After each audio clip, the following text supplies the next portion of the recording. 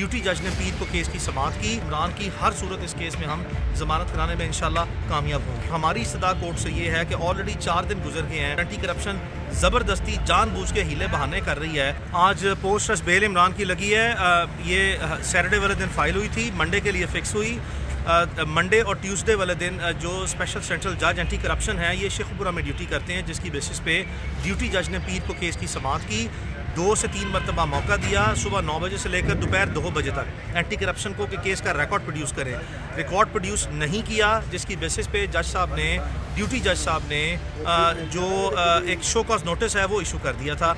आज जब जो सफदर अली भट्टी जज साहब हैं, स्पेशल सेंट्रल जज एंटी करप्शन, उनके पास जब केस लगा तो मुफस्सल तरीके से उनको दलाइल दिए गए, जिसके बाद उन्होंने डीजी एंटी करप्शन को ज़ाती हैसियत में 12:30 बजे तलब किया।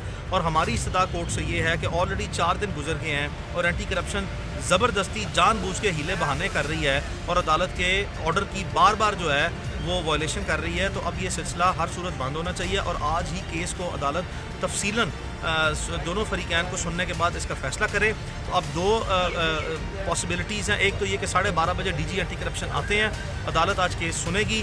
हमें पूरा यकीन है इंशाल्लाह बारिक व तआला, चूँकि केस के मेरिट्स और ये जो एलिगेशन है ये ग्राउंडलेस हैं। कोई ऐसी चीज़ नहीं है रिकॉर्ड पर जिससे इमरान रियाज के ख़िलाफ़ किसी भी सूरत कोई मुकदमा बनता हो। इंशाल्लाह बारिक व तआला इमरान की हर सूरत इस केस में हम ज़मानत कराने में इंशाल्लाह कामयाब होंगे। अच्छा, मेरा यही दूसरा फॉलोअप क्वेश्चन यही था कि ये जो केस है ये सिर्फ खुश करने के लिए किया जा रही है, इसके अंदर थोड़ी सी भी सदाकत है? और इसका फॉलोअप क्वेश्चन एक और है अली भाई कि आप उनसे मिल के आए हैं इमरान रियाज से, तो वो ठीक है और सुनने में आ रहा है कि उनको एक स्पेशल होल्डिंग सेल में रखा गया है, तो आपको लग रहा है कि इदारों का मूड है या रियासत का या अदालत का मूड है कि वो जल्द बाहर आ जाएंगे?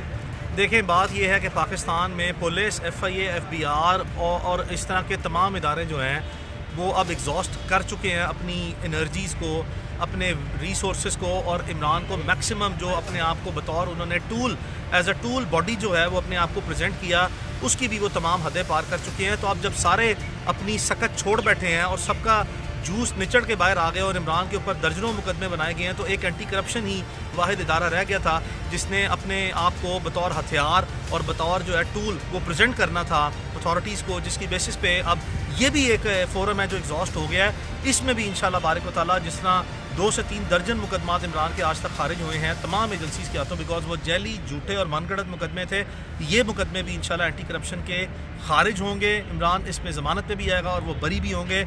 और दूसरी बात ये है कि जितनी भी इमरान को स्पेशल होल्डिंग सेल में जो आपने कहा है वो रखा हुआ है, ये बात दुरुस्त है। ये इमरान ने इन पर्सन जो है वो मुझे ख़ुद वेरीफाई की है और मैंने उससे तफसीलन ये बात पूछी है। तो जो भी जिसका इरादा है इंशाल्लाह, हमेशा से उनको तमाम इरादों में नाकामी हुई है और इस बार भी इंशाल्लाह ऐसे ही होगा।